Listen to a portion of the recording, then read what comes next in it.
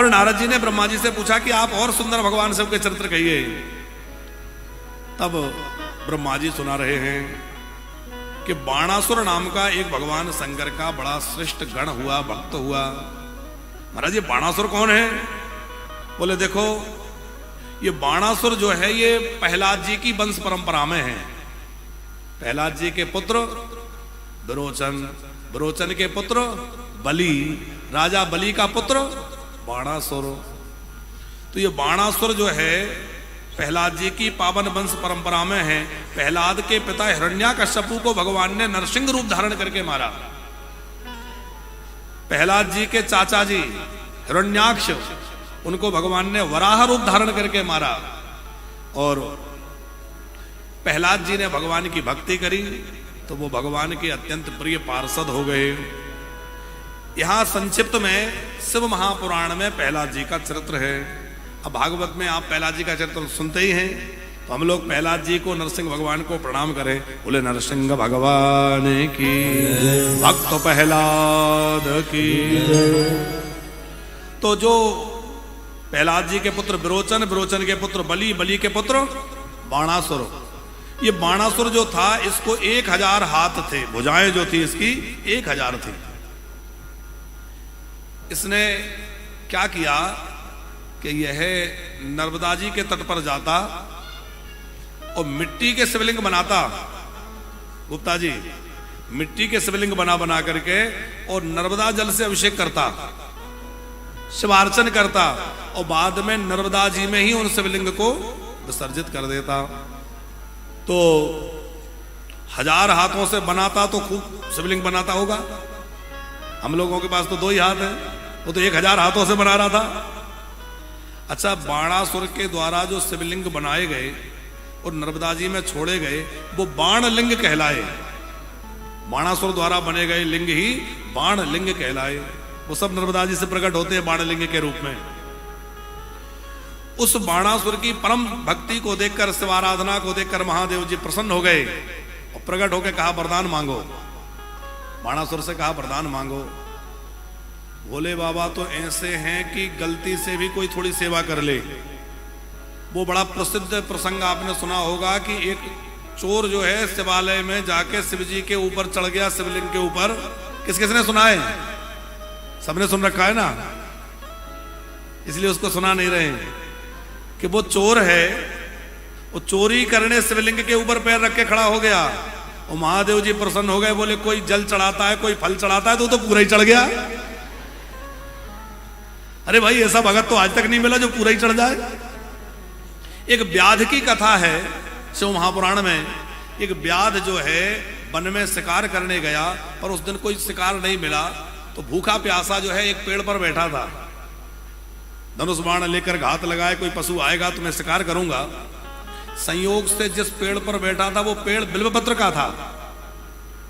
अच्छा, वो प्रतीक्षा करते करते तोड़ तोड़ के बिलपत्र, वो पत्ते तोड़ तोड़ के ऐसे फेंक। उसको पता नहीं था कि ये क्या है, इसका क्या महत्व है। तो वो प्रतीक्षा करते करते ऐसे तोड़ तोड़ के नीचे पत्तियां पटक रहा था और कुछ पत्तियां हवा के झोंके से उड़ करके पास में ही जो शिवलिंग विराजमान थे उनके पास पहुंच गई। उसके द्वारा गिराई गई पत्तियां शिवलिंग पर पहुंच गई। अब उसने कोई पूजा तो की नहीं थी, कोई जानबूझ के बिलपत्र तो चढ़ाया नहीं था, पर भोले बाबा को लगा कि भैया भूखा प्यासा बैठा है और भूखा रह के मेरी आराधना करके मुझ पर बिलपत्र अर्पण कर रहा है। महादेव जी प्रसन्न होकर प्रकट हो गए, वरदान मांग, वरदान मांग, वरदान मांग। उसने विचार किया कि मैंने तो कोई भक्ति नहीं करी, फिर भी शिव जी प्रसन्न हो गए। उस दिन हमारे मुकेश महाराज जी सुना रहे थे, वो प्रसंग बहुत अच्छा प्रसंग है यहाँ, वो शिव महापुराण में गुणनिधि का, कि उसने चोरी करने के लिए अपना कपड़ा उतार के जलाया। अब उसने जलाया तो चोरी करने के लिए, उजाला करने के लिए था, थोड़ा उजाला हो जाएगा, मैं सामान लेके भाग जाऊंगा। लेकिन महाशिवरात्रि के अवसर पर उसने वो कपड़ा जलाया तो भोले बाबा ने उसको दीपदान मान लिया कि इसने दीपदान किया है, कपड़ा जला के प्रकाश किया है, मेरे मंदिर, अंधेरे मंदिर में इसने उजाला किया है। तो अगले जन्म में भगवान शंकर ने उसको राजा बना दिया। अच्छा, शिवाराधना का प्रभाव यह कि उसको मुझे याद था कि मैंने कपड़ा जलाया था तो ये मिल गया। तो उसने खूब दीपदान कराए, असंख्य दीपदान करे, तो उसका फल यह हुआ कि अगले जन्म में वो देव स्वरूप प्राप्त कर लिया। फिर उसने काशी में शिव आराधना की और फिर दीपदान करे, तो फिर भगवान शंकर ने उसको धनाधिपति कुबेर बना दिया, कुबेर का पद उसको प्राप्त हो गया। तो महादेव हैं, उनका देना बड़ा निराला है। भस्मासुर की कथा तो आप सबने सुन रखी है, सुनी है कि नहीं? अच्छा, इसमें लगभग 30% ही हाथ उठ रहे हैं, चलो थोड़ी सी सुना देते। वो भस्मासुर, दंभासुर उसका नाम था। वो जाकर के शिव आराधना कर रहा था, तो शिव जी की आराधना करी तो शिव जी प्रसन्न हो गए, वरदान मांगो। दंभासुर ने वरदान मांगा, शकुनी नाम के दैत्य का पुत्र था ये, तो वरदान मांगा कि मैं जिसके मस्तक पे हाथ रखूं वो जल के भस्म हो जाए। भोले बाबा ने कहा तथास्तु। अब वो मन में सोचा कि किसी और पे बाद में रखूंगा, पहले इन्हीं के सिर पे हाथ रख दूं। तो भोले बाबा के पास में पार्वती जी थी, बोले ये जल के भस्म हो जाएंगे, इसको मैं ले जाऊंगा। अब जैसे ही भोले बाबा के मस्तक पर हाथ रखने के लिए चला, भोले बाबा ने सोचा वरदान तो मैंने ही दिया, झूठा तो हो ही नहीं सकता, और सिर पे हाथ रखेगा तो यहीं गड़बड़ हो जाएगी, ये तो यहीं प्रैक्टिकल करने लग गया। भोले बाबा भागे। अब आगे आगे भोले बाबा, पीछे पीछे असुर। भागते भागते महादेव परेशान हो गए। फिर क्या हुआ? भगवान नारायण का स्मरण किया, प्रभु कुछ करिए। भगवान एक ग्वाला बन के आए। अरे रुको रुको रुको, दैत्यराज कहां भागे जा रहे हो? क्या हुआ क्या हुआ? वो असुर रुक गया। हाँ जी, क्यों रोक रहे हैं? नहीं, मैं पूछ रहा था, इतना परेशान है, क्या बात है? ओहो, लगता है महादेव के पीछे भाग रहे हो, ये पागल बाबा ने तुम्हें भी कोई पागल बना दिया। बोले क्या मतलब? बोले कहीं इन्होंने वही वाला वरदान तुम्हें तो नहीं दे दिया, ऊपर हाथ रखो भस्म हो जाए? बोले हाँ बिल्कुल ऐसे ही वरदान दिया है। अरे ये तो भांग के नशे में रहते, तो पागल है, किसी को कुछ भी कहते रहते हैं, तुमने मान लिया? ये तो नशे में रहते, भागते रहते, इनको तो कुछ फर्क पड़ता नहीं है, पीछे वाला भाग भाग के परेशान हो जाता है। तुमको वरदान का यदि पता लगाना ही है तो थोड़ा अपना अच्छा भला सर है इसी पे रख के देख लो। उसने कहा अच्छा हम जल नहीं जाएंगे? अरे दैत्यराज एकदम थोड़ी जल जाएंगे, जैसे ही रखोगे तो थोड़ा गरम गरम लगेगा, और थोड़ा थोड़ा गरम गरम लगे तो तुरंत हटा लेना। उसने कहा बात तो ठीक है, थोड़ा सा करके तो देखें। और जैसे ही उसने ऊपर किया, कुछ हुआ? बोले नहीं कुछ नहीं हुआ। बोले मैं तो कह रहा था कुछ होगा ही नहीं। अब वो हाथ थोड़ा ऊपर था ना, और पास का थोड़ा और पास किया, कुछ हुआ? बोले नहीं कुछ गरम लग रहा है। बोले बिल्कुल नहीं लग रहा। अरे बोले कुछ नहीं होगा।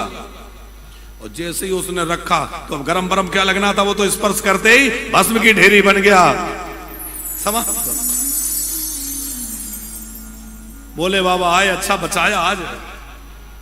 भगवान श्री हरि बोले जरा सोच समझ के वरदान दिया करो, आजकल चेले बड़े बदमाश हो गए हैं, इनको देने लग जाओ ये सब कुछ ही मांग लेते हैं।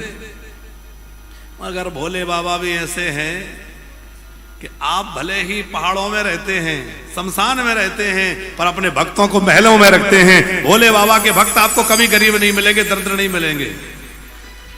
अच्छा एक बात देखिएगा, आचार्य श्री भगवान विष्णु के भक्त, रामकृष्ण के भक्त तो आपको गरीब मिल जाएंगे, लेकिन भोले बाबा का भक्त गरीब नहीं मिलेगा।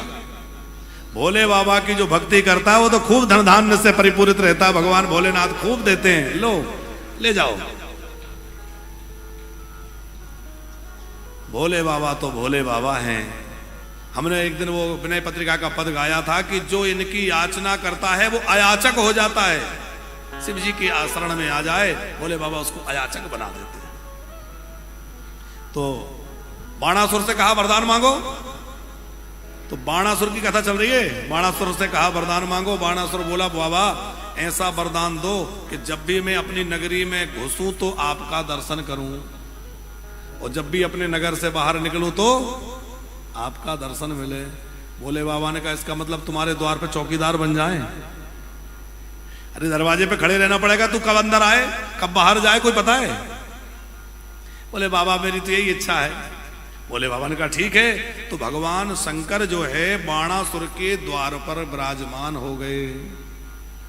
और श्रीमद् भागवत में भी आप वो प्रसंग सुनते होंगे कि भगवान श्री कृष्ण के पुत्रों जो है पुत्र नहीं पौत्र, भगवान कृष्ण के पुत्र हैं प्रद्युम्न, और प्रद्युम्न जी के पुत्र हैं अनिरुद्ध।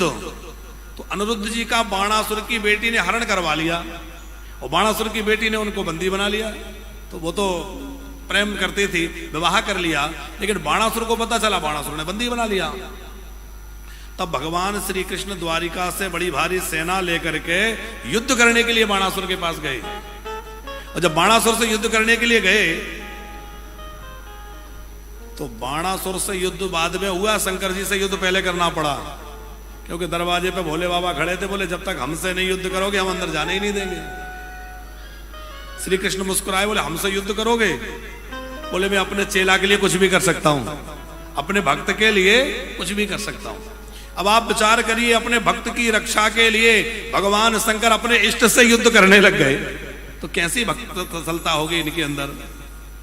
खूब श्री कृष्ण और भगवान शंकर का युद्ध हुआ, और दोनों में से कोई पराजित नहीं होता, क्योंकि दोनों ही हरि और हर हैं। श्री कृष्ण ने एक ऐसा बाण छोड़ा जिसका नाम था जंभास्त्र। भगवान शंकर जी को जमाई आने लग गई, और वो युद्ध से व्रत हो गए। अब वो जमाई लेने में लग गए, तब तक श्री कृष्ण ने अपनी सेना को कहा कूच कर दो। बाणासुर पर जो है कूच कर दिया श्री कृष्ण की सेना ने। श्री कृष्ण का बाणासुर से युद्ध हुआ, पर मारा नहीं। क्यों? बोले एक तो इसलिए नहीं मारा कि ये प्रहलाद जी का वंशज है, प्रहलाद जी को वचन दिया था तुम्हारे वंश में अब मैं किसी और को नहीं मारूंगा। दूसरी बात यह है कि शिव जी का भक्त है, और भगवान कृष्ण ने कहा कि भाई चाहे जो हो, पर भोले बाबा का भक्त है, मैं इसको मारूंगा नहीं, ये तो महादेव का भक्त है। तो इस बाणासुर की राजधानी शोणितपुर है, इसकी सुंदर कथा सुनाई। बाद में यह बाणासुर जो है भगवान शंकर का प्रधान गण बना। बाण चंडी, ये कल हम लोग नाम सुन रहे थे, श्रृंगी भृंगी रिटा दया। बाण रावण चंडीसा श्रृंगी भृंगी रिटा दया, ये सब भगवान शंकर